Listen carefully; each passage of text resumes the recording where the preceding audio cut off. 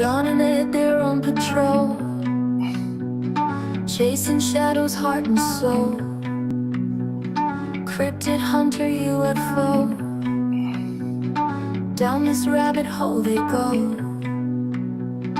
In the woods and on the street, whispers follow their heartbeat.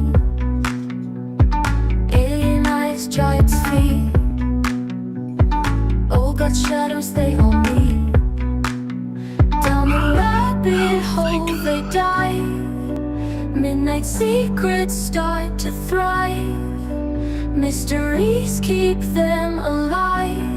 In the dark, does truth survive?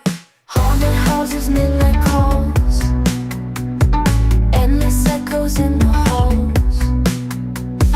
Ghostly murmurs, secret falls, every clue, they chase them all.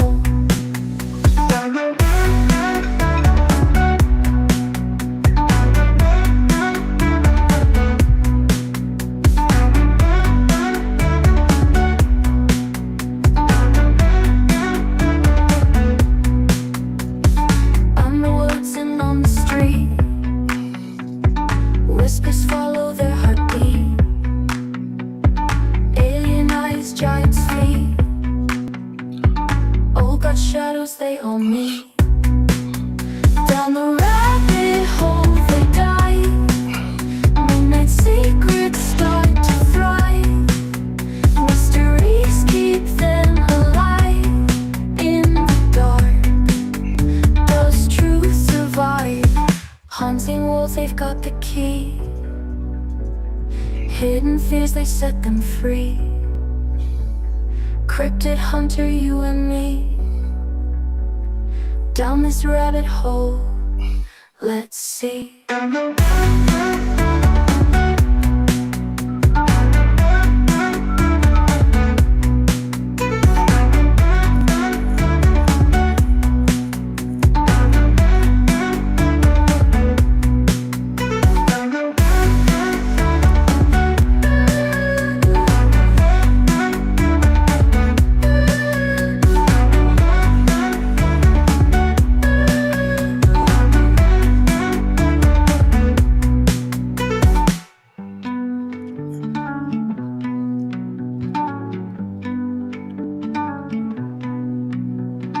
Unseen worlds, they've got the key.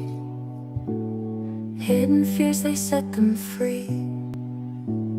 Cryptid hunter, you and me. Down this rabbit hole, let's see.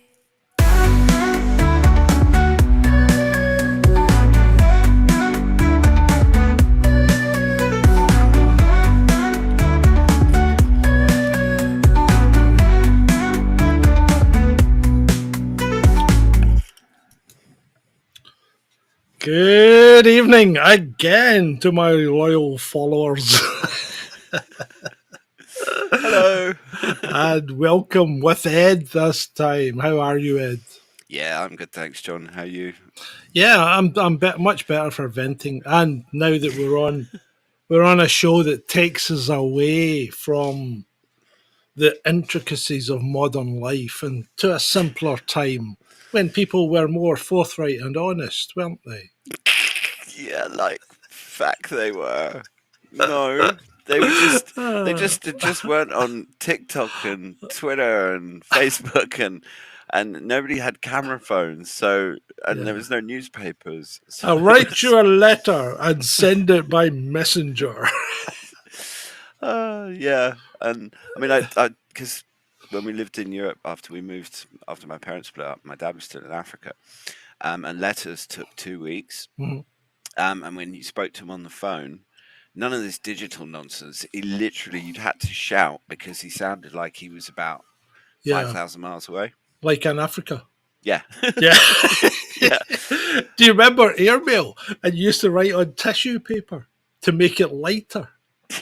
Seriously. Yeah. Airmail letters were written on tissue paper and folded up into this. It was all like one thing. Yeah. You wrote the letter out and then it all folded up into itself. God Yeah. help you if you spilled anything on it because the whole thing Oh would just yeah. disintegrate. Yeah. This message will disintegrate in 2 seconds after you've put your beer on it. Oh So, dear. right. So, good evening to the chat room. Ray, Espresso Mechanic, Dreadeye, Julie, Nectaridus, Artifacting, Beats and Types. Who else? Who else? Who's missing? Robin, Julie C. That's it. That's it. Shalini? Is Well, Shalini there? Shalini's not here yet. That's very tardy of her. She was here for the earlier one that was unposted. Hmm. She should have been here. She should be here by now. Somebody tell Shalini. I did say um, I'd see you all at 9, didn't I? yeah, but I don't On the know. last the last show. She's probably making a drink or something. She's running a little bit late. Yeah, not to worry. How do, militant? How do, mate? Right. So we're good. You're going to tell me all about the Black Nobility, and before anyone gets confused, it's nothing to do with Anne Boleyn as portrayed by the BBC. And also, if you just don't bother doing a Google Images search for Black Oh no, don't! Nobility because it's all You it's wish. all, it's all people from Africa, Yeah, no, like African nobility and stuff. it's a waste of time. It's a waste It's of time. it's so Google is just so woke now. It's ridiculous. But no, the Black Nobility, or in Italian, Nobilità Nera, and I'm sorry if I mangled the pronunciation of that Italians. Um, it actually refers to a group of aristocratic families in Rome who sided with the papacy during the period of Italian unification in the 19th century. So what people may or may not know is that until the 19th century, Italy was actually city states instead of being one country as it is now. Hmm. And so you had Naples and Florence and Rome and Milan and etc. etc. And in the center of Italy, where Rome is, they were known as the Papal City States. Yeah. Um, so the way that I'm thinking of doing this is we'll do a bit of actual history first because there is, I mean, the Black Nobility did exist. There's records of them and who they were and what they did. And then after that, we'll delve into the rabbit hole a bit. So let's just get the black thing out of the way. They're called the Black Nobility because they had a penchant for wearing black. Not because they were black. They had a penchant for wearing black. Okay.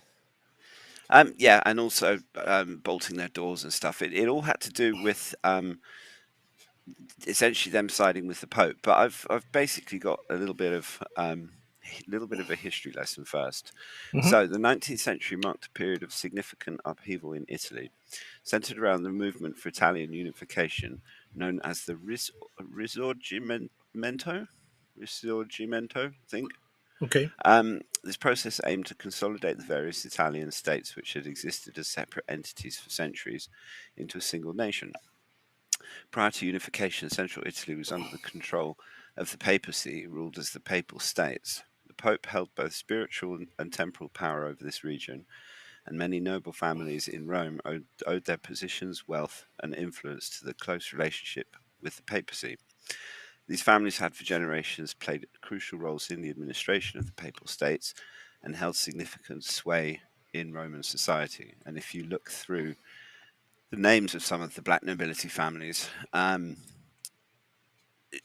you can see that there's loads of popes, cardinals, archbishops, the whole shooting Hmm. match, and that's also actually quite important to the rabbit hole side of things. But um, we'll come back to that in a little while. Now, the push for Italian unification gained momentum in the mid 19th century, led by figures such as Giuseppe Garibaldi, Camillo Benso, who's the Count of Cavour, and King Victor Emmanuel II of Sardinia. This movement posed a direct threat to the temporal power of the Pope and established order in the papal and the established order in the Papal States. The process of unification came to a head in 1870 when the forces of the newly formed Kingdom of Italy under the House of Savoy captured Rome. This event, known as the Capture of Rome, marked the final act of Italian reunification and effectively ended the temporal power of the Pope. Temporal power means that he had power over like day-to-day lives as Hmm. well as the spiritual side of things. Yeah. The Papal States were annexed by the Kingdom of Italy, leaving the Pope with only the small territory of Vatican City under his control. This dramatic shift in power structures had profound implications for the noble families of Rome, who had been aligned with the papacy. Many of these families found themselves at a crossroads, forced to choose between accepting the new Italian state or remaining loyal to the Pope. It was in this context that the term Black Nobility emerged. This group comprised these noble families who chose to remain loyal to the Pope after the fall of the Papal States. The term black in Black Nobility referred to their choice to wear black as a sign of mourning for the Pope's loss of temporal power. These families considered themselves prisoners in their own palaces, mirroring the Pope's self declared status as a prisoner in the Vatican. So they basically locked themselves up in their various palaces as well. I know this might be off topic, but how did San Marino remain a city state? I have absolutely no idea. Okay, I didn't. there's a follow up for you. Yeah, well, I mean, I can have a look in a minute, but No, I mean at a later date. I didn't, Right, I didn't spend a lot of time on the actual right. city states. So Ray's asking when this occurred. So you've got that kind of running from the 1800s, roughly. Yeah, What mid eighteen yeah. hundreds? So But the process of unification came to a head in 1870. yeah, right. So So let's say mid 19th yeah, century. but before that, and I did watch that video, and what's her name? Frances Leader, is it? Hmm. Yeah, she was going on about the Roman Empire never falling. It didn't Well, fall at all. They just ran away. yeah, I mean, this is the sort of rabbit hole part of the episode because Are we going to get there, oh or? yeah, no, All right, that's we're fine. gonna no, Right, absolutely. okay. I Uh, I just wanted to give people put it in a bit of historical context mhm. and essentially give you the official story Yeah, because right. Okay. um so and it's not, I mean, we haven't got that much no, there's not that much text. It was just a couple of pages, and I mean, feel we can go off on tangents and stuff. Yeah, no, that's cool. So the black nobility effectively were the supporters of the Pope. They locked themselves up in their own castles and wore black as a token of respect for the Pope's loss of his ability to control the normal people's lives. Yeah, Yeah. absolutely. Yeah, Okay. They sound like a bunch of entitled brats. yeah, pretty much. Yeah. Yeah, that's kind of because I mean the Pope conveyed an awful lot of power on them because obviously the Pope can't rule a whole load of city states. He has to delegate. And it was those aristocratic families who basically did the delegating and essentially reaped the benefits of that position. Obviously, because it puts you in a high place in society. Um, Now, the thing about this is that it's also black as a symbol of mourning. If you go to places like Hmm. Spain, you'll see lots of little old ladies who just wear black because their Yeah. husbands died. Yeah. Yeah. Um, Now, the black nobility's decision to support the Pope had significant social and political implications. They largely withdrew from active participation in the politics of the new Italian state, instead maintaining their own exclusive social circles separate from the new ruling class. Many continued to serve in Vatican offices and played significant roles in papal ceremonies and Vatican administration. This stance wasn't merely symbolic, it represented a deep seated resistance to the new political order and a commitment to preserving traditional power structures that had defined Roman society for centuries. The black nobility saw themselves as guardians of a bygone era, clinging to the vestiges of a world that was rapidly changing around them. Their influence, while diminished in the broader Italian context, remained significant within the Vatican and among conservative Catholic circles. Many black nobility families continue to hold hereditary ceremonial positions in papal ceremonies and maintain close ties to the church hierarchy. Now, this one thing that's worth mentioning Hmm. is about the Catholic Church. Now, obviously, it didn't come out of nowhere. and Yeah. neither did these aristocratic families. So the you have to put them. I mean, we're doing the official story now, but in a minute we'll get to a bit. We can basically we've got a little bit more history, a little bit more boring history lesson, and then we can get on to the fun stuff. But it's important for context. It's important, people. It's important. So over time, the significance. Have I done that bit? Oh yeah, the significant turning point came in 1929 with the signing of the Lateran Treaty between Italy and the Holy See. Now we covered this in our Vatican rabbit hole episode, Right. and Oh, yeah, I remember that. Yeah. yeah, that I mean the Lateran Treaty was actually what created Vatican City. What are you laughing at? Someone? I'm laughing at the fact I've no fucking idea what we did in the Vatican episode. For God's sake, man, that was months ago. It was all about the Pope and ting. Yeah, I remember it was about the Pope, but what about the Pope? Oh, you'll have to go back and watch it. Oh, good grief. But it's essentially the Lateran Treaty created Vatican City as we know it now. Yeah. And they essentially got a whole lot of money. They settled the Roman question. The Italians agreed to pay all the priests' salaries and all of that kind of thing. And it provided a framework of normalizing relations between the Italian state and the papacy. And this further encouraged the integration of the Black Nobility families into wider Italian society. In modern times, the term Black Nobility has largely become a historical footnote, except if you're a conspiracy theorist. While some families still maintain traditional ties to the Vatican, these connections no longer carry the political weight that they once did. I got this first bit from an official source, and so this is where we can start to disagree a bit. Well, if it's an official source, it's bound to be wrong.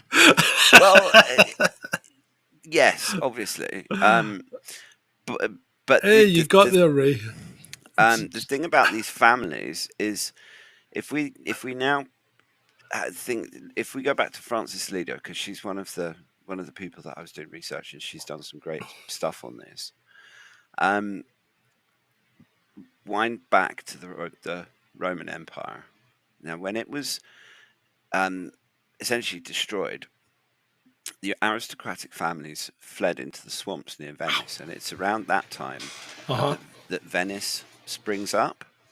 So Francis Lido's hypothesis is that it was those families who essentially fled into the swamp. Initially, they created Venice. Well, they ran off into the swamp, basically, which was then become Venice. Mm-hmm. And apparently it was like a complete and utter nightmare to live in, because it would be like Scotland, full of midges and mosquitoes and biting insects. Absolutely, that's why they went there, because the invading Germanic tribes who sacked Rome didn't want to go anywhere near the place. Quite rightly so. And also because it's very marshy and boggy. Unless you know an area like that, you're an idiot if you go walking around in it. Bye, Ben. Because you can end up in you can end up in quicksand or swamp or whatever, and not find your way back out again. You could become a Pete Bogman. Mm-hmm. But that's not Pete as in Peter. Absolutely. And the thing is, as with all mainstream history, they say things like, "Oh, the influence of the Black Nobility has waned, and these families have all kind of fizzled out and stuff." But that's not how these things work. If you look at our own royal family and the royal families of Europe, and how much interbreeding there is between these people, bloodlines are unbelievably important to these people. And so names might change, surnames particularly might change, but that sort of blood and that aristocratic entitlement. Yeah. I mean, they changed their surnames on a whim. I mean, look at our own royal family. They changed their surname because they really didn't want to have a Germanic name when they were fighting their cousin, the Kaiser, So they moved it from Saxe-Coburg-Gotha to Windsor. You know, Absolutely. they just called it after the town. You think Yeah. the town was called after them? No. No, they thought, oh, there's a nice place. We'll just call it Windsor. We've got a castle there. We'll just call ourselves Windsor's. Yeah. Yeah. The Saxe Coburg Goters. Yeah. And that, I mean, the British royal family is a whole rabbit hole episode to itself. Maybe because we've done Diana, maybe we should do the rest of the. Well, yeah, I mean, let's look at them. Look at them. Because, I mean, look at the Queen. Does she not look Teutonic? Would you not say? She has that Germanic look about her. You know, square head, strong jaw. You mean you obviously mean the late Queen? Not, Yes, I mean, I don't mean the Queen consort or whatever you want to call her, or you know, I just Bride of Chucky. You know what? I'm not a royalist by any stretch of the imagination, but I don't have it in me to call her the Queen because she's not. I just call her Camilla or I mean, Bride but she's of Chucky, depending. She's an adulteress. You know, I mean, what's his name? King. The king got turfed out. Well, they for had marrying a divorcee. She Yeah. wasn't even divorced when Charles was pegging her. Yeah, I mean, And neither was he. but they had to change royal rules and get special dispensation from the government and everything else. But yeah, I mean, Wallace Simpson was the reason that Edward, whatever he was, Yeah, that's right. booted out of the country. Yeah, in fact, exiled from his own country. But then that's a whole nother rabbit hole because he was a Nazi supporter as well. So he was. But they all were. I mean, you've seen the photographs; they're not made up. Yeah, you know, the Queen giving it the old, the old tentative. Well, it's not tentative; it's a full blown. You know, yeah. I mean, but that was their cousins. They were their cousins. That was family. But it was the same with the Russians because if you actually look at Tsar, I think he was Tsar Alexander. And you put Alexander. There's a picture of Alexander and King George together, and they're practically twins. Yeah, I mean, yeah. obviously Well, they yeah. had- And they look identical. You're right. They look freaking identical. And I tell you what, Lennon doesn't look that much different. No, but anyway, so the rabbit hole theories behind the Black Nobility is that they are the descendants of the Roman senators who fled to Venice, and Venice was initially created as a trade empire, and they had these shipbuilding yards that could churn out a whole ship in like 2 days or something crazy. Don't tell that to the SMP.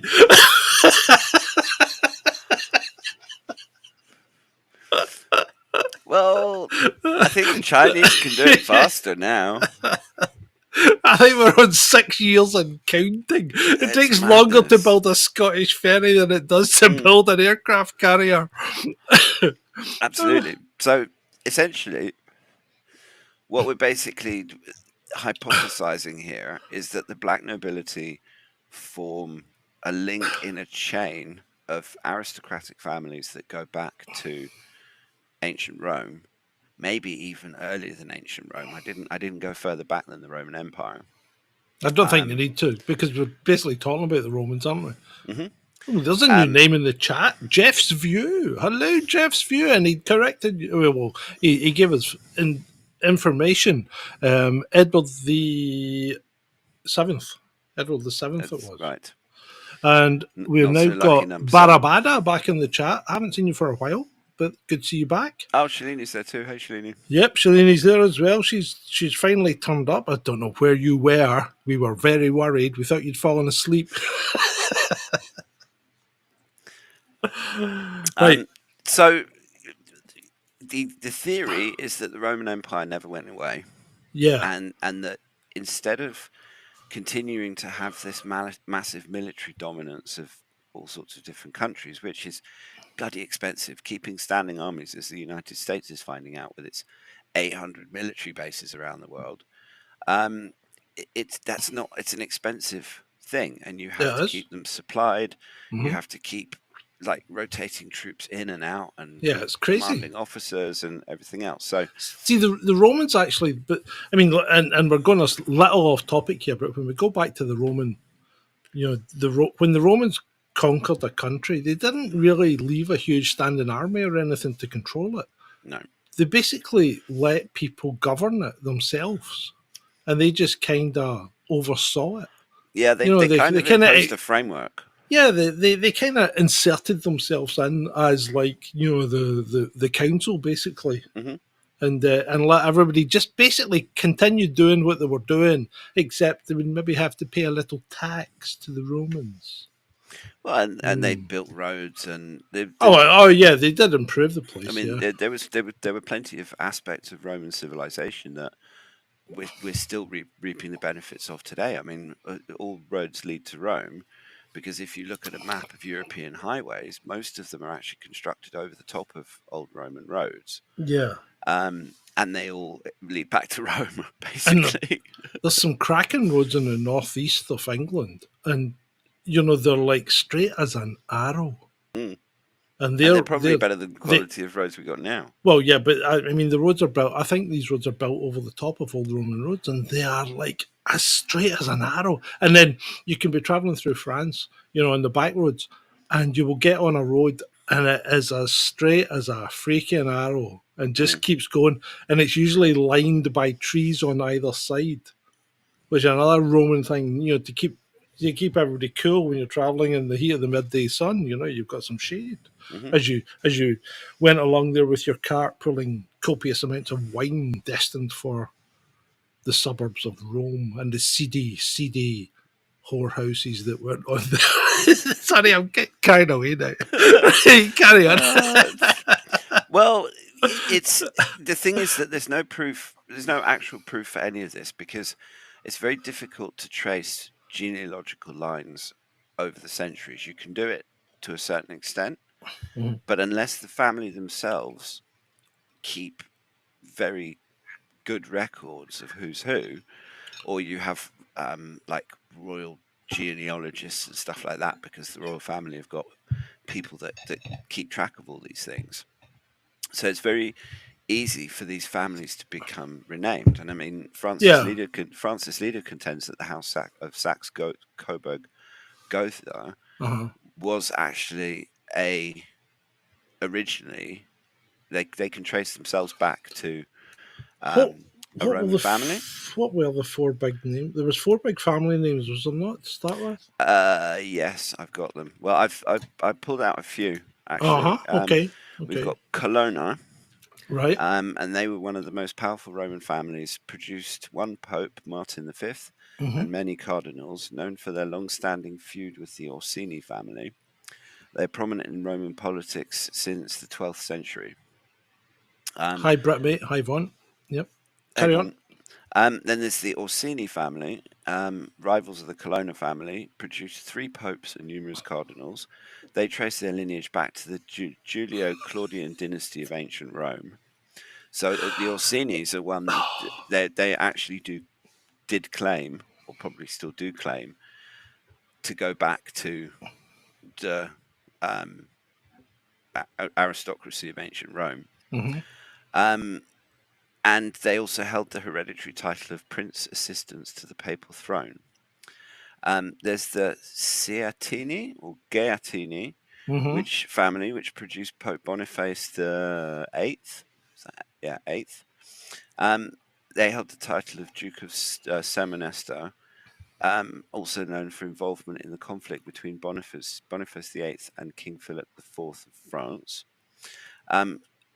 So, without boring people, some other names: Ruspoli, Massimo. Oh, Massimo. That's the Hmm. astronaut guy. Yeah.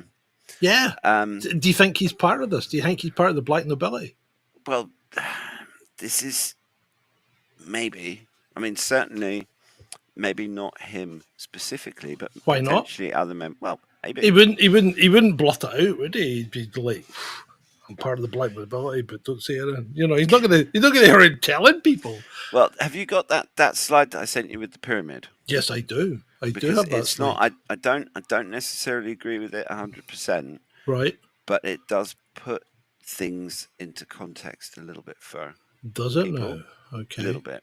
There we go. Because the They way won't be able to read it though, will they? Or maybe they can. I don't know. Well, it depends on the size of the screen, but they can zoom in. The idea is this is the sort of standard pyramid of power. At the bottom is us, plebs. Is that all those little grey shapes? Is that Yeah, us? that's all. That's us. Hi. Hello. And then so next up, you then got like the Whoa, hold on. No. We've got some girl and girl action going on in the chat. Shalini's asking Julie how her garden is. I think that's code, isn't it? You know, she's talking about her lady garden, isn't she? That's right. God's sake. Right, carry on. But the idea is that you've got the Crown Council of 13, and at the top is the Black Nobility, and He's off the blush. Right. But that pyramid also includes the Committee of 300. Look. I'd just like to say I'm having fun here, right? Let me have fun because. Are you talking to me or the bloody audience? No, I'm talking to the audience. I'm having fun because you saw me earlier. I was quite annoyed, you know, and really, Ed and I have fun here. We enjoy it. So indulge me, if you will, my little peccadillos. Oh dear. Anyway, so carry on. I'm just trying to find this. I'm trying to right. find this. This what do you call it? Thing so as I can actually have a look at it at a decent size.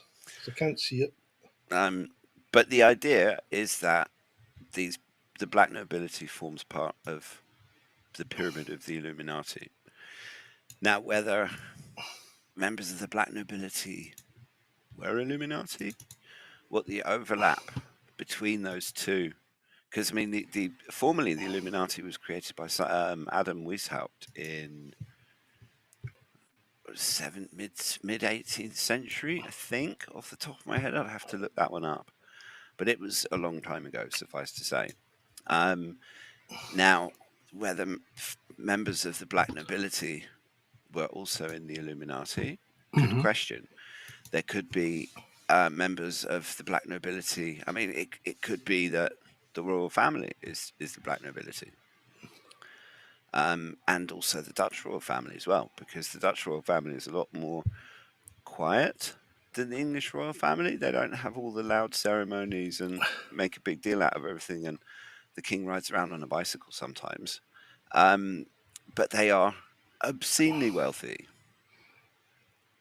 I mean, they own Royal Dutch Shell, and yeah, so it's not just the English royal family that is extremely rich. Now, whether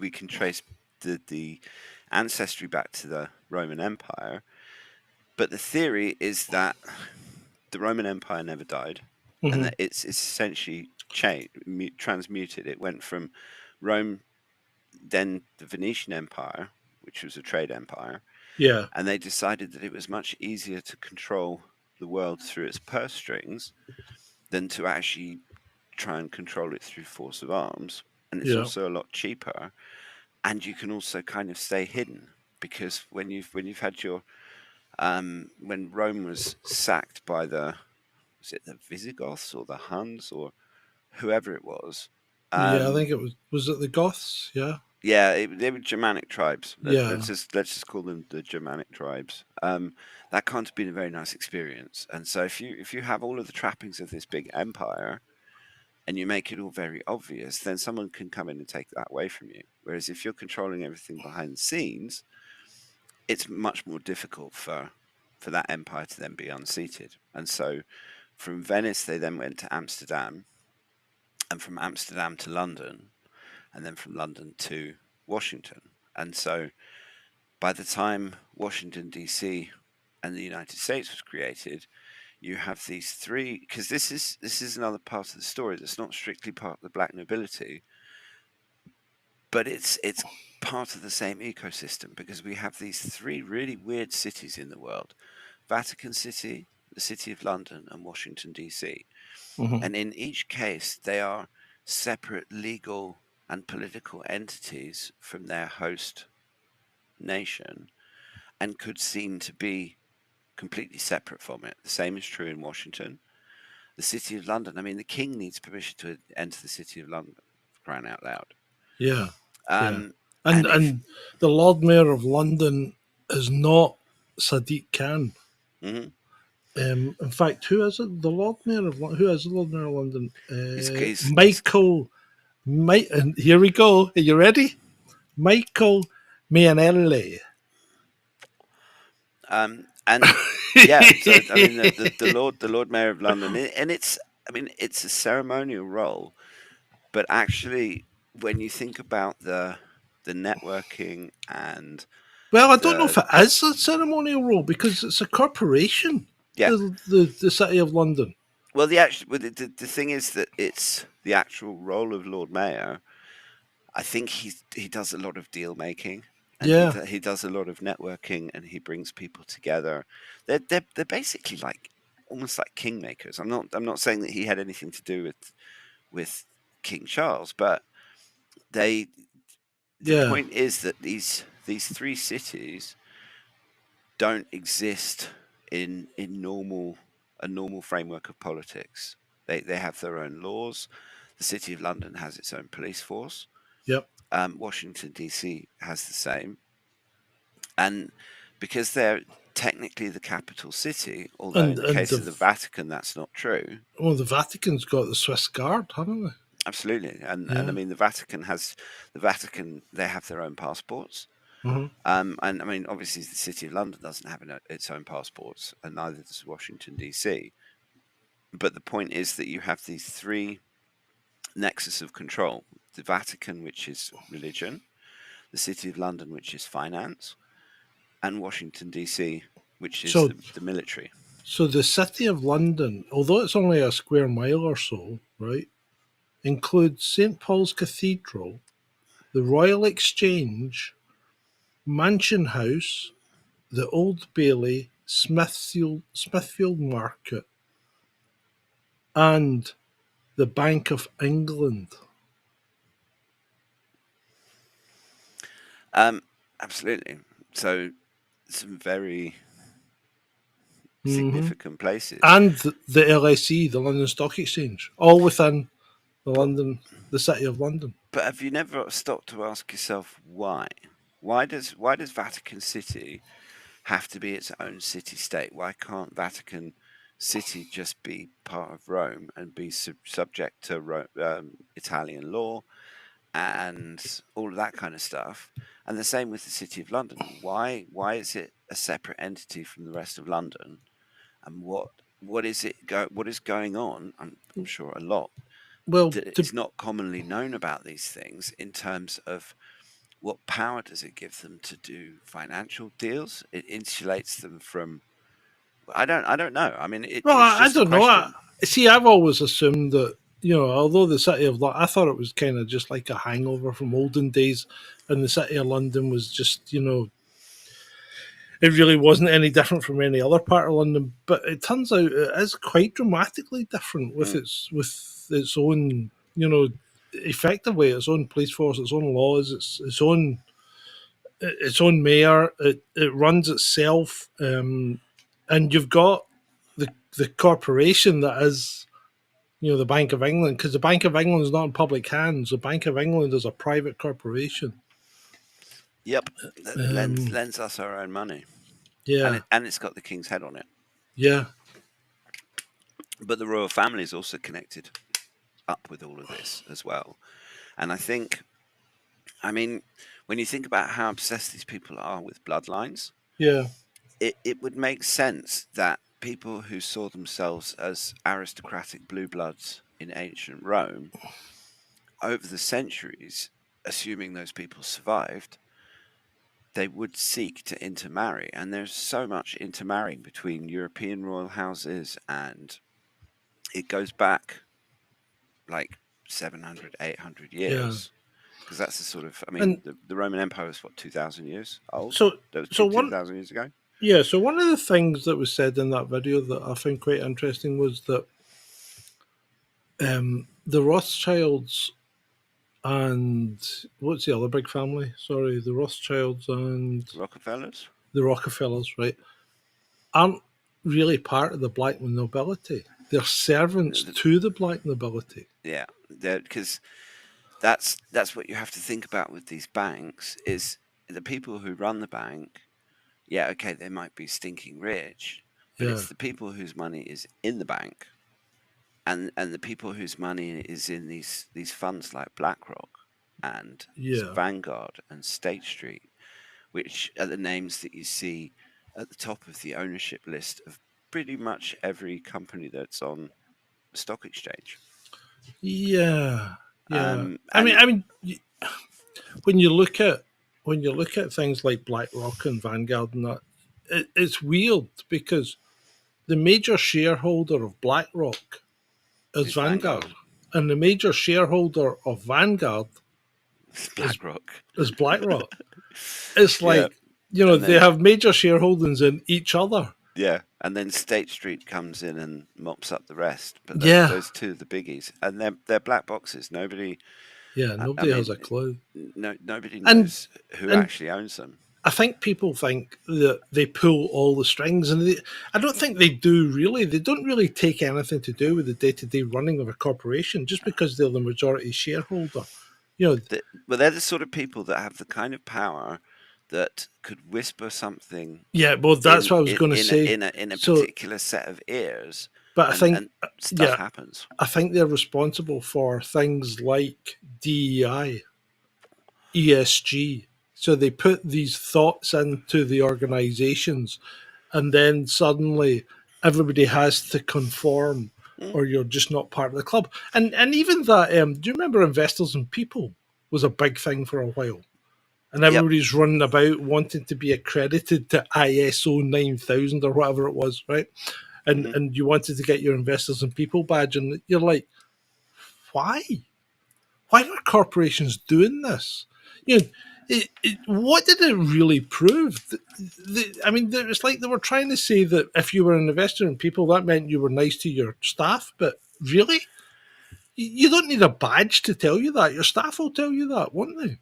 And Exactly. yeah, I mean, the whole thing's like it really is like a big gentleman's club, isn't it? And they're just Mm. pissing about, laughing at you all the time. It's all about control. I mean, ESG is like the social credit score for Mm-hmm. companies, It is, yeah. and they're normalizing it in organizations first, and then that sort of gets people used to the idea of having it because it's something that happens at work. And then there'll be some sort of crisis. I don't know. Maybe three little kids will get stabbed by some crazy person, and the government uses that to enact loads of repressive legislation. I mean, haven't people? I'm sorry, have people not watched V for Vendetta?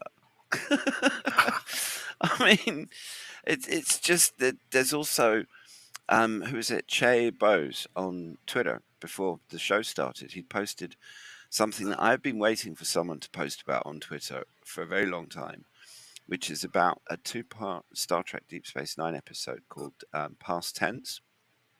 So why didn't you post about it? I think I have done All right, okay. before, but I mean that was when my account was much smaller than it is now. And even now, if I posted something like that, it wouldn't get any traction because Star Trek. But Star Trek's a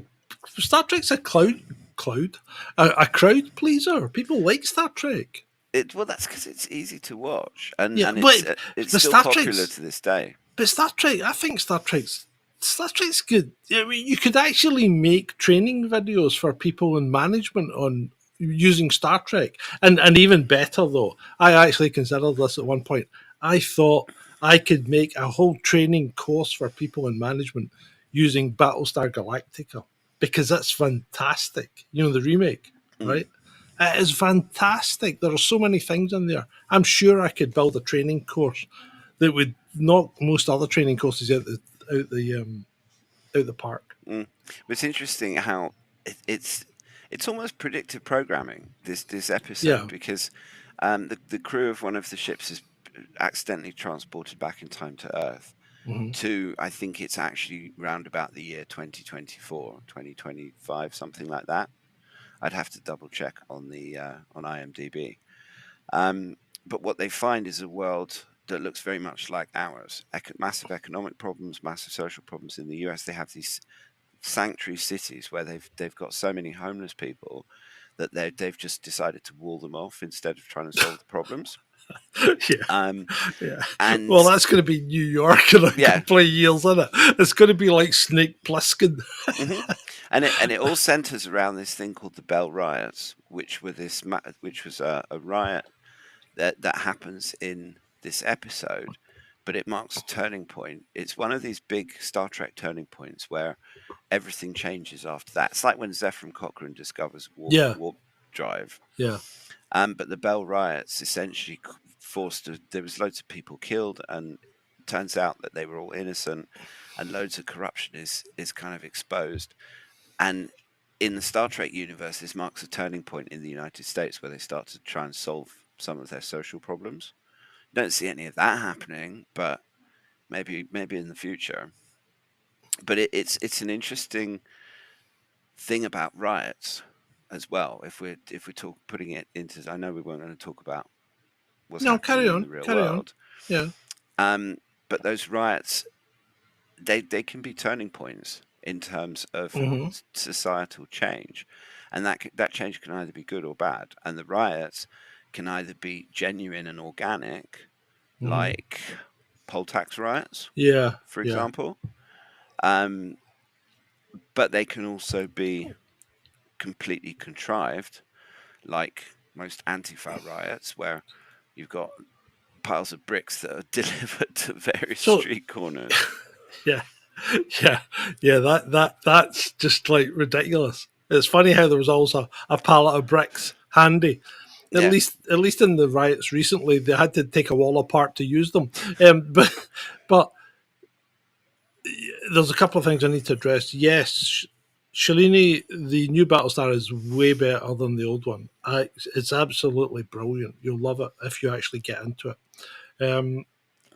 if So you haven't some seen it and you like sci-fi, you've got Oh, to watch it. it's the bee's knees. There's a couple of sci-fi, and this is off topic, but there's a couple of sci-fi series I continually keep going back and rewatching.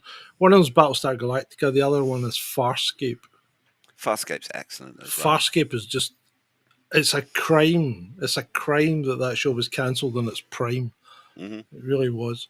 Anyway, and Firefly was okay. Not as good as Farscape though. Farscape was far better. But hmm anyway, it's nothing to do with the fact that Claudia Black is really hot. But apart from that, where was I? What was I talking about? I have no idea. We're actually supposed to be talking about the Black Nobility, but No, we were talking about riots, and someone posted on Twitter today. I wish we were back in the 90s, and I said, hold on, mate, you're nearly there, you know, because 1990 was one of the biggest riots we ever had, the poll tax riot. oh yeah, but 1990 not so much. I think when people talk about the 90s in terms of the 90s was so much better, I think they're actually talking mid 90s Yeah, you know what? The kind of 90s weren't onwards a any bit. different, really. I mean, It's what happens is the early 90s was a shit fest, wasn't it? In fact, the whole 90s was a shit fest. When you had the poll tax riots, then you went to war with Iraq and Iran, and you had the Gulf War, with Tony and then Blair. yeah, with Tony Blair, and then you had the sanctions against Iraq, where they wiped out 500,000 kids under 5, right? Alistair Campbell, I'm looking at you, and then you had another war in Iraq. I mean, it's like, why would anyone want to go back to the 90s? The 80s were the time to be. You only had the miners' strike. That's all you Oh had. well, yeah, Ronald Reagan, Gorbachev, threat of imminent nuclear No, warfare the offset. 80s, the The 80s, the 80s. worst Well, no, freaking no, the haircut in at 70s. least 100 years. The 70s the 70s were meant to be when you were at the biggest threat of nuclear war, and I wasn't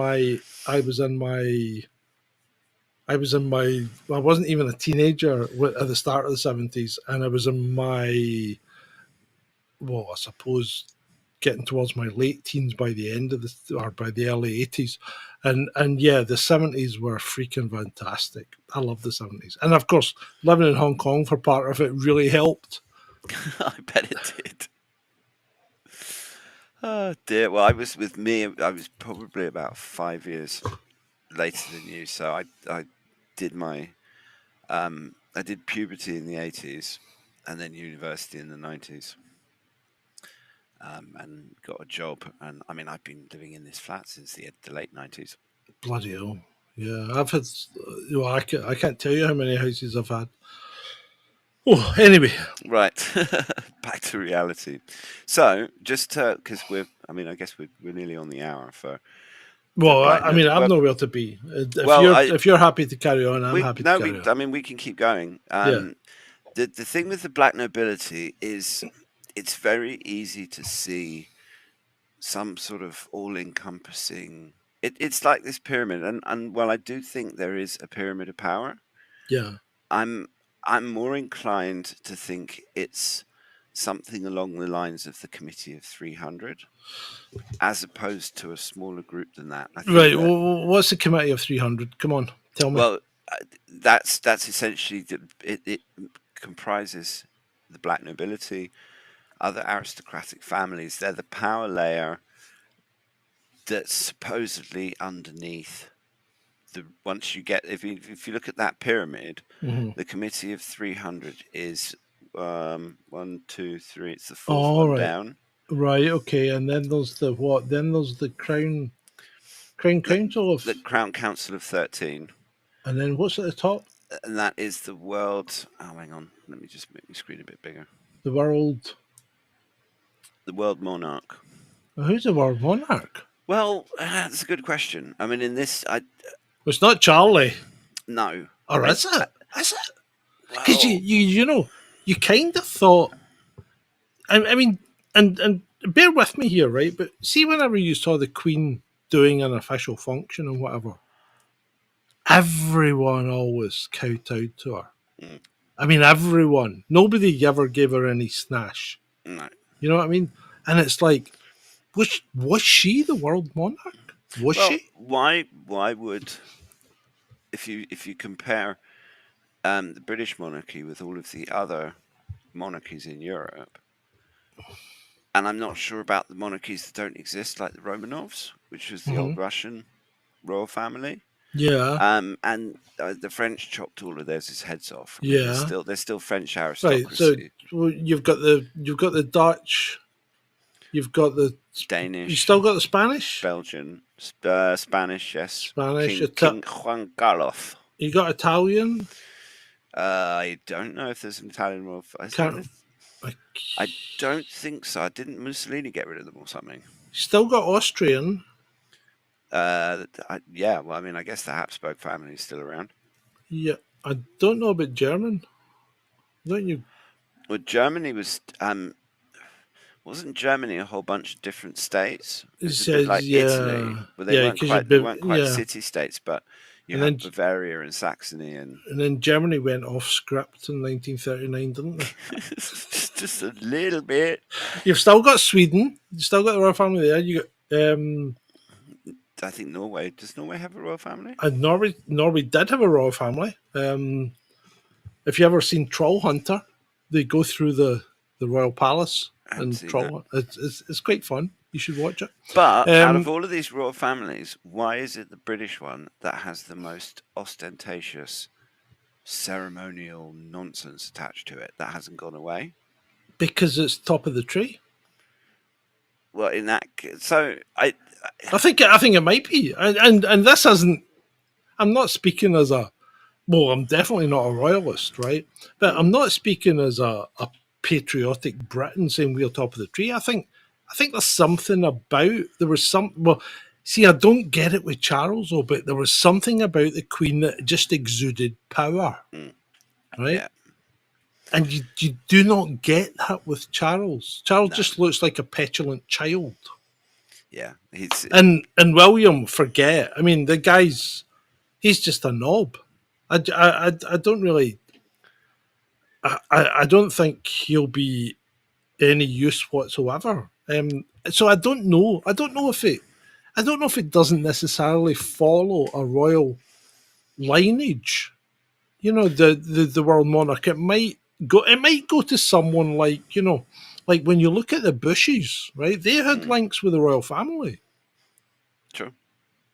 So it might go to someone You'd in be surprised. America. I think Bill Gates might even trace his back. Really? Yeah. You'd have to. I remember having a Bill really Gates has come out with no. some good ideas recently. I remember having a really drunk conversation with Johnny Vedmore about it one night. And he's that guy. If you want to know about genealogy, go and talk to Johnny, because he Yeah. loves that. He loves that stuff. And he absolutely loves looking at the different sort of genotypes Hmm. and characteristics of people who live in different parts of the world, and he can tell you all sorts of stuff about the families of people like Bill Gates and stuff. It's absolutely fascinating to listen to.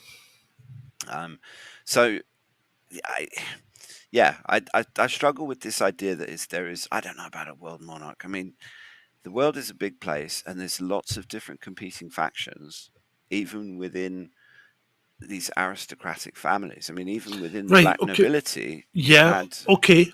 I get you there. Right. But if you are talking about people that are pulling the strings behind the curtain, right? Mm, Then how much power would these people actually? I mean, they would have an immense amount of power. mm. They'd have the power to poke your monarch in the chest and go, just settle down, right? Yeah, but who has the power to poke Jacob Rothschild? Well, he's dead now, so God, I suppose. Well, you think about it. But Nat, If Jacob Rothschild was a servant, well, right? this is the contention behind the black nobility. Now, if Charles was in the black nobility, then in theory he would be above Rothschild in the pecking order. But then Rothschild probably wouldn't have poked the I don't. Queen in the same way he poked No, Charles. he would never touch the Queen.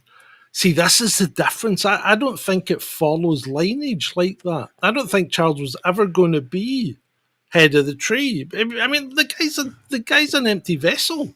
But that's also perhaps the result of, because of all of the intermarrying. Hmm. After a while, the intermarrying becomes interbreeding, because Hmm. the genes get too close together, Yep, yep. That's and why that they're always trying to bring in fresh blood, like Diana and Catherine and all that. And it's really not that fresh because it's never that far from the tree. That's the problem. well, and that's the issue. But then It's like, you would well, think if they were all that clever, they would have figured it out. I mean, if they've been doing it for, because some of the royal families have had, um, let's say, the offspring are produced that are completely and utterly deformed and have to be hidden away, yeah. because there's rumours that that's happened to our own royal Well, family. look at the Prince Regent, the one that might Mm, have been Jack the Ripper. yeah, also covered in a previous rabbit hole. Indeed. I remember that one.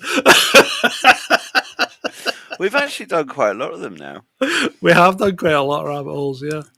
So I don't know. I mean, there's definitely evil forces that control this world, and I think that they're definitely coordinating. But I think they also compete with each other, Yeah. and that they have their own internal rivalries. And there's some of them that like each other, and some of them that don't like each other. Yeah. Um, and that when they don't like each other, their conflicts probably end up being fought by us little people Hmm. without even realizing it. Yeah. Um, And there was the whole thing that Francis, what's her name, was saying that a certain group of people um, that may be involved in a Middle Eastern conflict at the moment, right? Okay, you know who I mean, right? Formerly had a hard time in Germany, right? So a certain group of people are used as the fall guys to hide the money. which, yeah, but and if you, there are arguments where that makes sense, Hmm. but when you see how said individuals are currently acting in the aforementioned place, because I mean but it's also, it's one of those subjects that you start start using the wrong word, and then it's like COVID 1984 all over Yeah, again. yeah, I know. It is. Because I mean, I think we can get away with saying words like I, ivermectin now. I'll be honest, Dry Dry. I don't think Wef's anything. I think Wef's Klaus Schwab playing at being a supervillain and failing. I really think. I think it's like a marketing scam that's grown arms and legs. I really don't think they control anything. I don't think Wef's get I, any I, power. I think that they're kind of a recruitment station for these young global leader idiots that we have ruining the world at the moment. Hmm. Um, and I think that's where they get their marching orders. But we all know that because I mean Klaus Schwab, if you look at his history, he was affiliated with he was basically Henry Kissinger, Yeah, Kissinger's like protege, yeah. and it was Kissinger that I think helped him set up. I think it was called the European Business Institute or something nebulous like that before it was called the World Economic Forum. But above the World Economic Forum, we have the Bilderberg Group and we have the Trilateral Commission. And then above that, there are The Council probably, for Foreign Relations.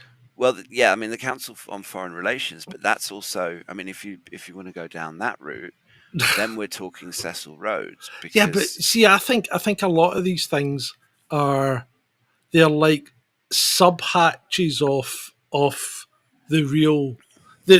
I think the problem is you have never seen what's behind the curtain, no. right? It's never been exposed, right? And And the fact and that we've seen the and Rothschilds means that the Rothschilds are not the the rest, ones. No, yeah, the Rothschilds aren't running the show. Nobody that you can see is running the show because if there is a secret, hidden government and a world monarch, they're not going to tell you who it is. And I might sound like a bit of a conspiracy theorist here, but you'll never know. That's the problem because they will keep it hidden, and the people that you line up and try and take down will never ever expose them because I don't think they can. I, but I I think don't they. think they have access. I think there's a whole like a firewall between them Mm. and the people that are basically doing the monkey work, right? I think it's also kind of. This is going to sound a little bit airy fairy, but I think it's an idea as well. I think it's an idea and a Hmm. state of mind and an attitude Right. towards the rest of the world. Because if you think about it, Yeah. this whole concept of a world monarch, it's we've only had the communications technology in the last 100 years for one person to actually even have a grip on what is going on in more than one place in the world. Well, And so right. So, if there was some sort of, let me just finish really quickly right. because Okay. if there was some sort of world monarch, they would have to delegate authority Hmm. to other people. Or would they just need an awful lot of agents?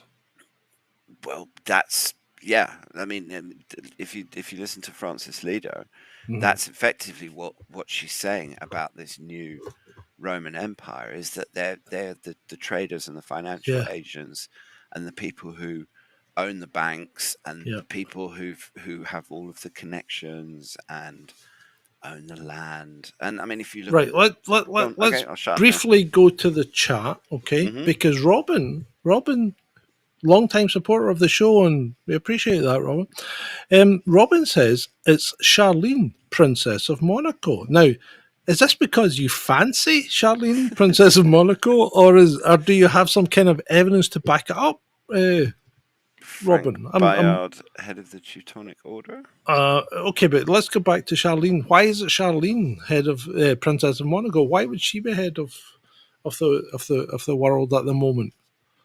And I've so never even we'll heard of her. await we'll await and see if you come up with it. Right. They control organisations now. They have the tech to control individuals. Well, that could be a good point, Barabara. That is a good point because it was easier in the old days. Well, it wasn't easier. It was harder to control people because you had to have people on the ground to control the people. But nowadays, you can. I mean, look for instance what happened. Over the last few days, one guy in a basement puts out a tweet that goes all over Britain and stirs up everybody, and nobody picks up on it. That's the bit that gets me. Nobody picks up on it that this was some guy in a basement that's just put something out. It's nothing to do with Russia, But it's an right? appeal to emotion. Yeah, If you can get it's people somebody angry enough, looking they for stop thinking. it's And somebody looking for clicks and likes. That's all it was. yeah, but that's also on the authorities for not recognizing that that was going to happen and actually coming clean and Exactly what I said. not being frightened of everything. But they're Exactly, also they're, exactly what I said. well I said they're I said the MSN and the government and the police and the courts both orchestrated this by not telling people the information that they needed to know. Because if you told the people the information, they wouldn't have had the same amount of anger. absolutely. And that was they wanted the anger, and now the dear leader is, and now he's talked about facial recognition. So they're going to then plug that into AI, and if you've watched Person of Interest, Oh yeah, I've watched Person of then Interest. then having an AI that's watching everything everywhere all the time, that's plugged into So, phones and everything else, well, that's that's a good scary shit. it's a good point, Ed. And someone said the other day, why don't you use facial recognition and all these other protests that are occurring if it's so good? And it's like, and then somebody else said, why would people cover their faces if they weren't out to cause trouble? You know what? See, if I went on a protest now, I'd cover my face. Mm, I'd wear a face covering yeah. because you. This is the problem, right? When was the last time you saw a Russian soldier on a video with Exactly. anything more than a thin slit Exactly. with his eyes? Exactly. But the thing is, see, this is the problem. Why why would you expose yourself to any kind of government interference, right? Because if you go out there and put your face out there, and it doesn't matter that you did nothing wrong, just because you were there, you might be tarnished with a brush, right? Well, we've already seen them just Yeah, randomly pick that woman out yeah. yesterday. I haven't been to Tesco yet, Dread Eye. I don't go there very often. I normally shop in Iceland because it's the only supermarket around here that doesn't have self-scanning. So you have to go through a cashier, and I think that's brilliant. And I'll keep going to Iceland as long as they don't have self scanners. That's a good In argument. fact, and they do have lovely Yealand's Sauvignon Blush, which is my favourite tipple at the moment. Are you still on the blush? Are you? Yeah, yeah. Well, it's still warm up here. I don't know what it's like down there. Some of the people are saying it's It's nice and cool. um. It would be if I could have the windows open adequately, but I close them because otherwise people would be driven crazy by the sound of seagulls. Yeah, yeah. I've got one of those. I've got loads of buffs, that you wear up to here, Hmm. and they're very very thin. You wear them under a motorcycle helmet to stop. Because when you're doing 70 mile an hour, if you lift your visor, the air is getting shoved down your throat at 70 mile an hour, right? Mm. So what you do is you wear a buff and it deflects it to a degree, but it doesn't stop you being able to breathe. So I would wear one of them. And some of them are quite good because they've got like skeleton faces on them and things.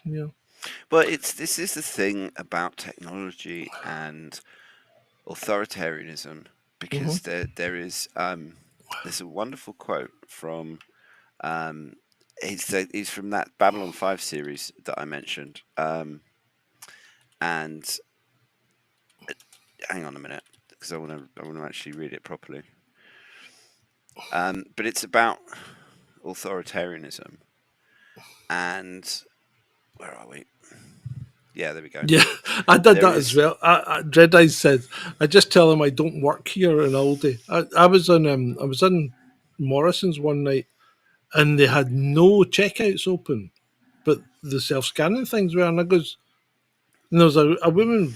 working at one of the checkouts, and I goes, "Is none of the checkouts open?" And she goes, "No, no, I've the staff are on a break. They'll be back in like half an hour." And I'm like, "Well, I'm ready to go now." And she goes, "Well, the self checkouts here." I'm like, "Cause I'm sorry, I don't work here." And she got up, she came over, and she scanned all my stuff through for me, and she even packed it. And I said, "Thank you very much. You're a lovely person." I mean, I Dear. couldn't be angry with her, right? She did the part, but a lot of people would have turned around and gone, "Well, yeah, never mind." And in which case, I'd just have dumped the shopping and walked away. Well, and that's, I mean, that's the right thing to do. Right, I found that Yeah. quote. Right, go on. There is no greater power in the universe than the need for freedom. Against that power, governments and tyrants and armies cannot stand. Because it's Babylon 5, the Centauri learned this lesson once. We will teach it to them again. Though it take 1,000 years, we will be free. And the Centauri and the Narn, basically Jakar, whose the quote comes from, is a race called the Narn, Hmm. and the Centauri are their enemy, and they're kind of they're analogous to the Israelis and the Palestinians. I've always thought, with the Narn being the Palestinians and the Israelis being the Centauri, vaguely more in terms of the politics where one invades the other. But it's true that these tyrants and these dictators and these authoritarians, they're always laid low eventually. I mean, sometimes it takes a while, but they always come down because inherently humans need to be free, Hmm. and we have a desire for it, and you can't. It's not something that you can lock away or educate out of people. I mean, you can try, Yeah. and you can potentially get one. You can turn one generation into a bunch of purple haired weirdos, but there's always going to be people within that don't fall for it, um, and they make it through, and then you'll get the next generation who usually rebel against their parents, and it'll probably go back to normal again. Unless Yeah, well, we all have brain chips by that point and we're all being so controlled by Elon Musk, you need to read The Fourth Turning. right? So I can get you a copy. The fourth turning. Yeah, by Neil Howe and someone else. But yeah, you need to read The Fourth Turning. Basically, there's four sections, and what happens is there are a different amount of the people that are produced in each of these different generations do things differently. And for instance, people that came out of Generation X, like you and I, are nomadic. We are called the nomads, I think, right? Nomads. Because we weren't brought up by our parents we weren't living in our parents' pockets. You were, I mean, I don't know about you, but I mean, you were a latchkey kid. You came home and the house was empty, or you made your own lunch and you came home, the house was empty, and your mum would come in later and make the dinner or whatever. It depends on which age, because until I was 11, the nanny was at home. Yes, yes, I know you were a privileged African chap, But but then, yeah, but I mean, after we moved to Holland, yeah, then yeah, once yeah, but my mum got a job, effectively, Generation X are the independent kids, right? we had to. I think we're the So last problem-solving generation. yeah, you would go out the house at 8 o'clock in the morning. You wouldn't come back until tea time. Yeah. And nobody worried, nobody bothered their arse about not seeing you all day because your parents weren't interested. If you needed a drink, you would drink out a fire hose or somebody's garden hose or something. I mean, you didn't walk about with a bottle of water because you were going for a walk. I mean, I can't get my head around But people. bottles of water weren't even a thing back I then. know, but I can't get my head around people that go for a walk these days with a bottle of water. For fuck's sake. You can walk across a desert and not die if you can do it in under a day or two, you know? I mean, Jesus Christ. I mean, the Australian Army did a whole series of tests, right, with their soldiers, and dehydration makes no difference to performance in the first day, none whatsoever. So there's no point. There's no point in carrying a bottle of water if you go for a walk because you're Yeah, not but really thirsty.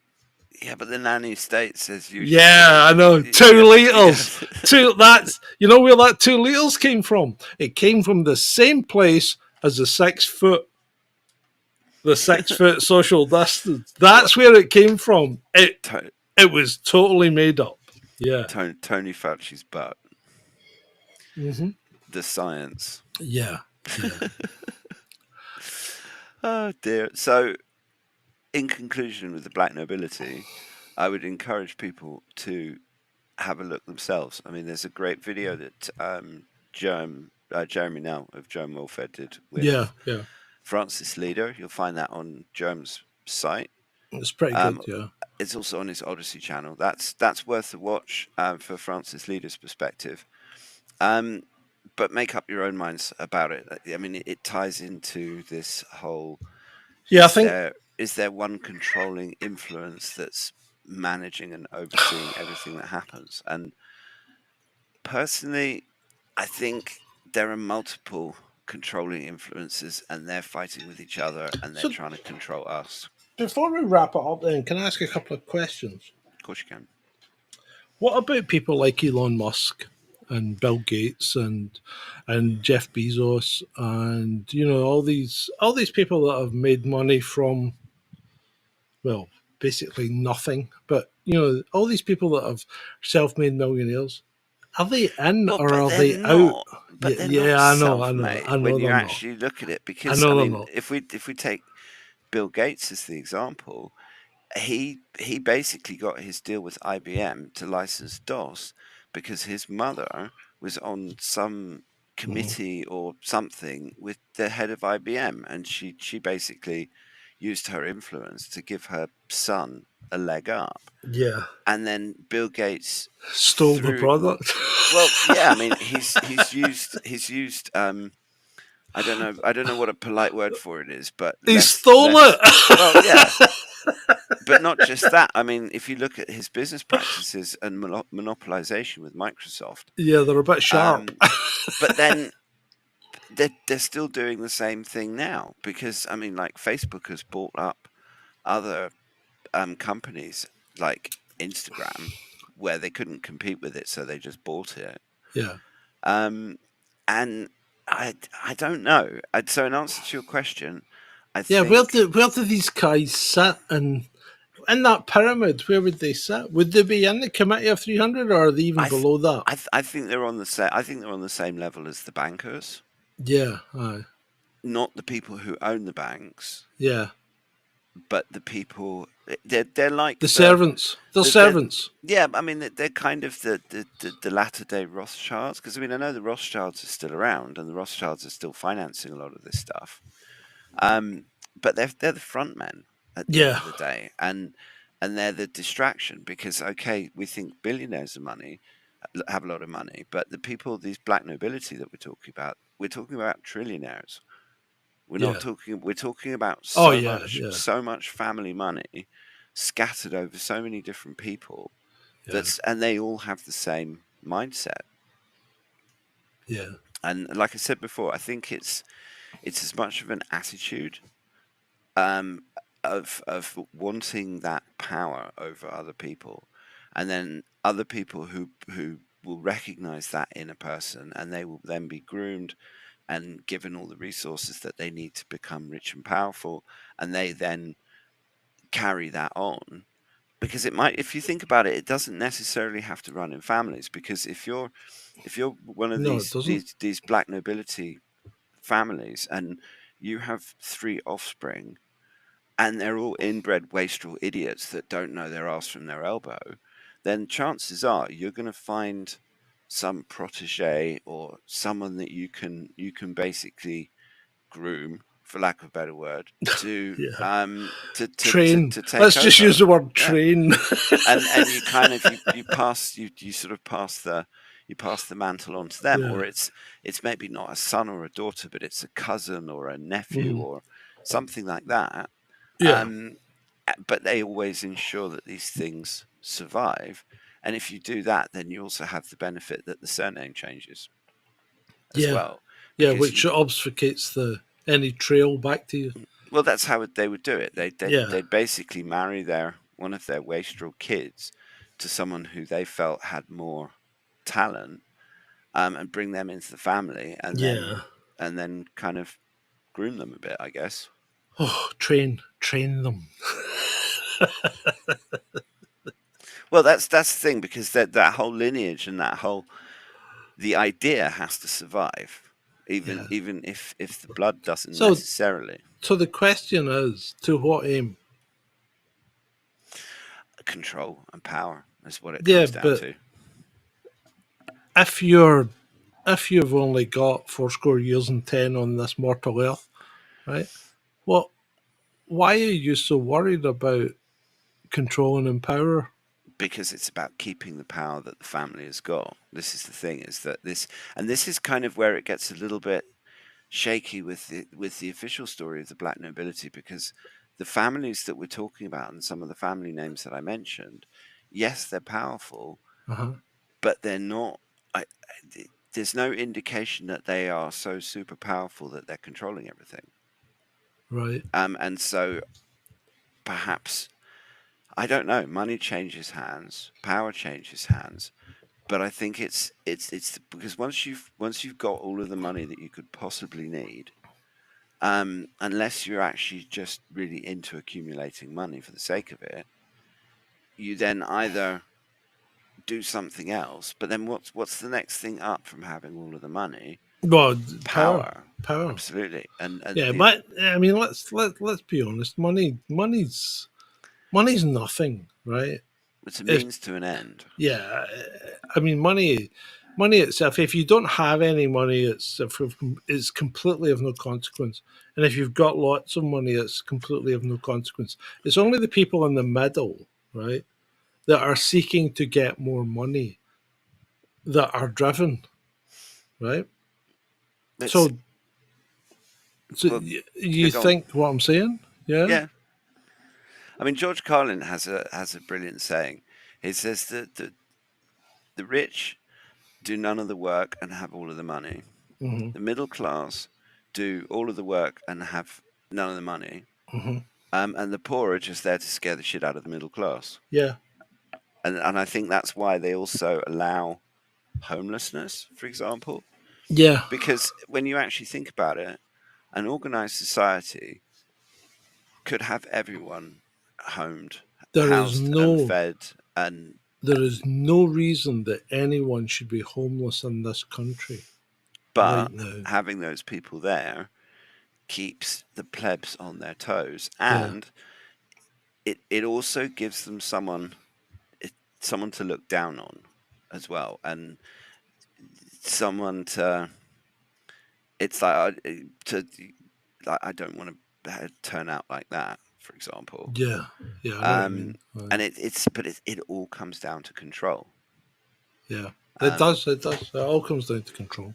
and so fundamentally, whether the black nobility are still actually the ones that are in power, and whether the Roman Empire ended or didn't end, doesn't change the fact that the world is a complete mess. And Yeah. it It, might it, as well be as if these things are true, because the people in power are acting like they are. yeah. Yeah. I think they are. Like you say, I don't think it matters. No. So there we go. Stream down. What? Really? I don't think so. What about Looks draw like it. room? Looks like it's still up to me. So Can anyway, they? the poor will always be with you, says Jesus. There you go. So yeah, what shall we talk about next, Ed? I actually had an idea about that because you mentioned Tokoloshe, and Yeah, that got me into thinking. Let's do um, uh, let's do one on Africa. well, that's strange you should mention that. Right? Because I was looking at some stuff today and it was ruined cities along the east coast of Africa. And But there's they appear to be built cities or mm, buildings and things, and it's like who the who the hell built these and when? I mean, Because they're not modern. I don't know how we're going to fit the whole of Africa into a 1 hour podcast. But Well, I we suggest don't. why don't we We just pick start with one part of it. well why don't we pick three, because you can, I mean, it's easy to find three different mysteries, and Uh-huh. I'll find six Right. from northern and southern Africa. Okay. And then we can, because there's Oh, hold also on. Hold on. there's Robin's come up with something. What's Shak the Zulu? I Shaka don't. Shaka Zulu. Shaka Zulu. What's that? Oh, Shaka's. He was basically an African. He was king of the Zulu in I think it was the 1700s, maybe 1800s, and he was a completely unique Zulu ruler. He's also quite a controversial figure because he was absolutely brutal. And a lot of the history of him is very negative. But when I was about 16 or 17, my dad gave me a book Mm-hmm. by a guy called E.A. Ritter, called Shaka Zulu, which paints him in a completely different light. And I mean, it's absolutely fascinating character. But yeah, the Zulu are a tribe in South Africa. There's two big tribes in South Africa: the Zulu and the Xhosa.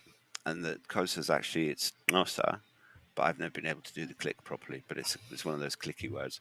But those are the two predominant tribes in South Africa.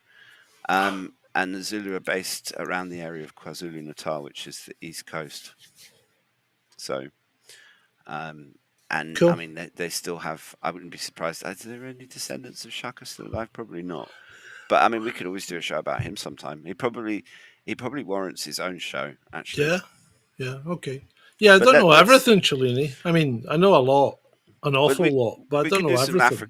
African rabbit holes, because there's ancient gold mines in Zimbabwe, and there's also a Yeah. city in the bush that's called the Lost Ruins of And Zimbabwe. then there's all those round stone circles everywhere in Africa. What's all Hmm. that about? They're Well, weird. absolutely. So there's a bunch of stuff, and there's also river serpents and river spirits and plenty of stuff. So let's do that. Let's go. We'll be, what is it? Darkest Africa. We'll go on safari. We'll just call it we're on safari. What Uh, was I going to say? Yeah, I'm quite disappointed in Sonia. I did reach out to her and ask her if she wanted me to give some input on the Manchester incident, mm, which I actually thought I did a good job of on my own when I stepped through the well. I think the police made a lot of mistakes. You know, hmm and I'm not saying that they were completely out of order all the time, but they made a lot of mistakes and they should have been a bit smarter about it.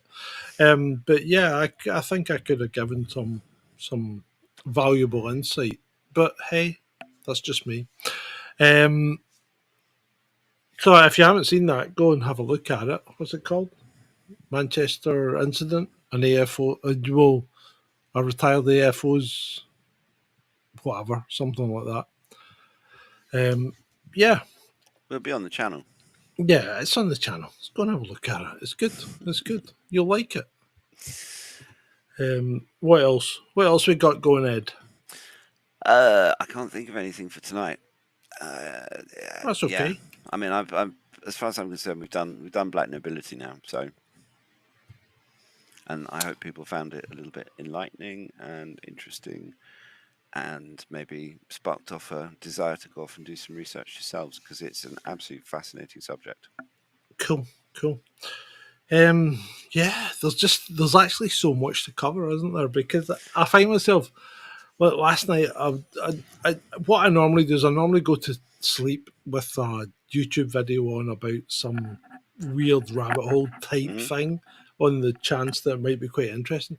And last night I went to sleep with out of body experiences, and that got quite interesting.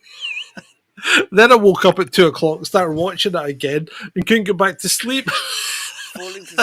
Falling asleep to out of body experience tracks is not the most sensible thing I've ever heard in my whole life. Well, why But not? Would you not want to have an out of body experience? because Put your mic in. Bring your mic in. oh, my bad. Sorry. Right.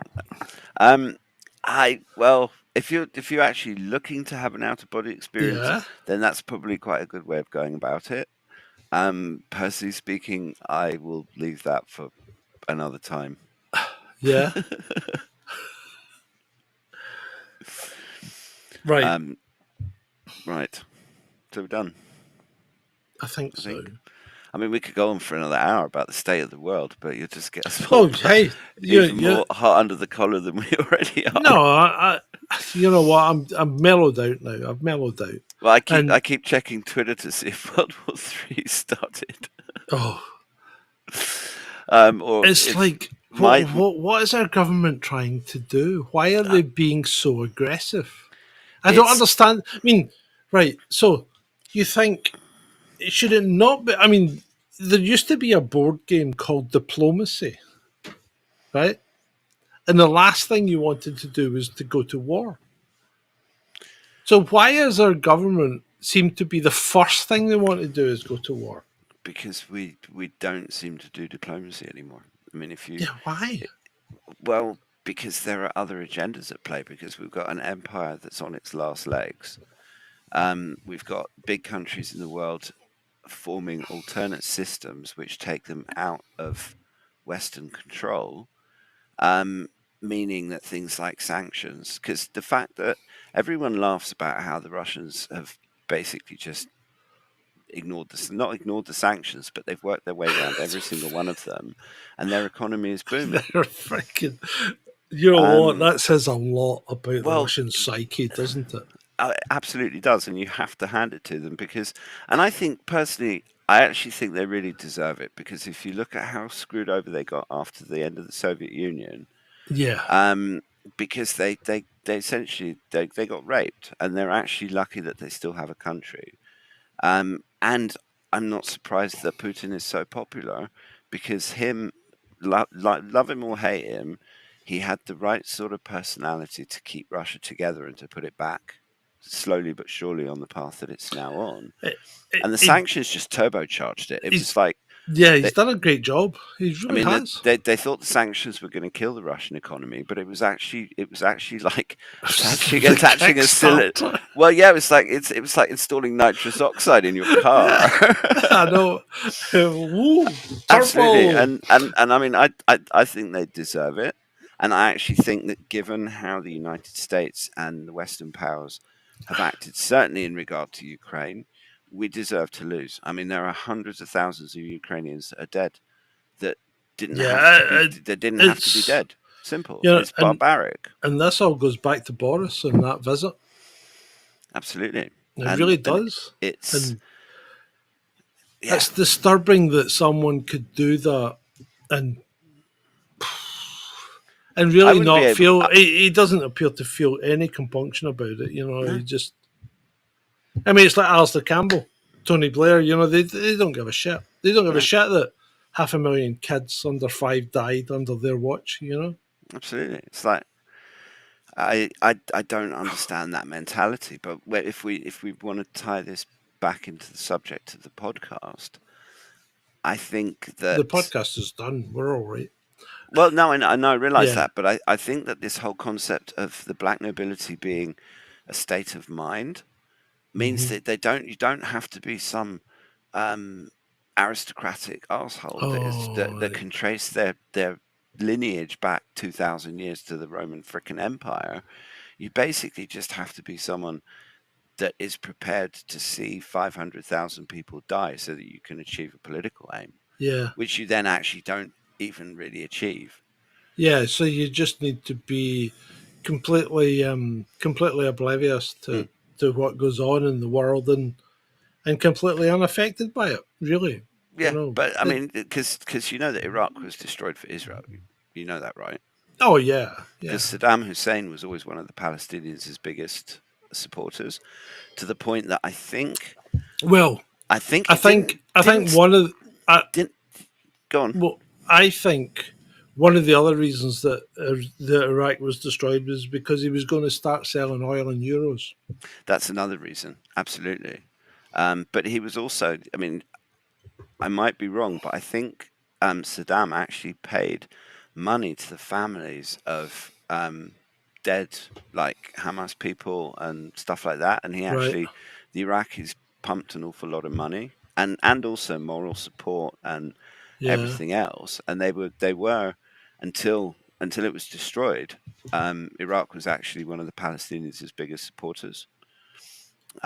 This stuff is all it's all connected. 9/11. Oh yeah. There's these same hands that are prepared to see an entire 2 mile square stretch of not 2 mile, but anyway, the Gaza Strip Yeah. Yeah. Well, completely leveled in a way that none of us have ever seen. Um, I mean, that's dark. That yeah. is a kind of personality type. I can't relate to it. I don't want to relate to it. No. No. Absolutely. Um, Well. so on that bright note, Yeah. Yeah. Thanks for that. sorry. No, you know what? You know what? You got to deal with the cards you're dealt, and sometimes the cards are shit, Hmm. and just throw them back in the pack and ask for some more new ones. Yeah, sometimes, or sometimes Yeah, you have to actually play them and try and bluff your way through the yeah, whole bluff thing. your way through it. Yeah, yeah, Fake it till you make it, as the jazz singers say. indeed. But yeah, I think it's been pretty good podcast for me. I've really enjoyed it. I don't know about you guys, I enjoyed it. It but was fun researching because I mean, I've heard about the Black Nobility in passing before, but I never really looked into it. And it's yeah, fascinating. It raises all sorts of interesting questions, and maybe they are in control. Who knows? I'd never even heard of the Black Nobility before. So yeah, you brought me on to something new. Good. So Well, and yeah. that's good, isn't it? That you've always got something new and something else to learn when you're out there. You know, going But sure, through life. If you ever stop learning, you probably stop living. You know? I think you do. You might not necessarily die, but you definitely stop living Yeah, because learning yeah. is part of growth and is part of life, and it's also fun. The thing is that because school is so diabolical and it's not actually about developing Sorry, kids. Um, sorry, sorry. a lot of people hate the idea of learning, but learning is fun. Yeah, Artifacting Reality says, how can we dress up like the Black Nobles for the next meetup? Well, it's quite simple. You need to wear black, right? And probably one of those kind of Viennese mask type get up Mm. things so as nobody can see your face. Maybe we should do that. Maybe we should have a meetup, Ed. Should we have a meetup? Well, would you come to a meetup, guys? Would you pay money? You know, because if we Well, they'd had have to to rent, pay well, if we were going to go. no, no, we'd need to rent a hall. Yeah. Yeah, I mean, we couldn't do this in a pub. People would throw us out or Well, throw beer on us, you know. well, We it would depend on how many people are interested. yeah, but if people were interested and you wanted to have a meetup, I'm game for it, right? I'm game for a live rabbit hole or live rabbit hole meetup or whatever. But I think we need to rent a hall, so we need to fund it. But if you wanted, I mean, I don't know. I mean, off the top of my head, 20 quid sounds reasonable for a ticket, right? Well, let's see if people are interested. I'm game. Yeah. If So if you think about that, if you're interested in it, we could look at that and see if we could come up with something. Yeah, well, why don't you do a poll on Twitter? yeah, yeah, or Twitter and YouTube, and No, see. no, do a YouTube poll. Yeah, yeah, with Just see. black. For God's sake, unmediated mind can't. I mean, we don't need to know what your underwear is. We're not going down there, Nobody cares. are we? Nobody said Are we, anything Ed? in the back. Well, no, nobody said anything about the black I nobility know. and their And underwear color. we are slots for money. And if you do want to support us, remember you can go to kofi.com/Jason Descent, or you can go to paypal.me/Jason Descent. But we won't be doing favors. Oh dear, you'll get people asking for you for your boxer shorts next. Oh, there are some sick fucking people out there. Oh Yeah, my there god. are. The Black Knicker Gang. The Black Knicker Nobility. That's what we could call the meetup. The Black Knicker Gang meetup. How about no? I'm sorry, are you? Do you have a ticket for the Black Knicker Gang? That would be cool. Or not. But yeah. It's been great for me. It's been great for me too. It's been great for you. Good night. Good night.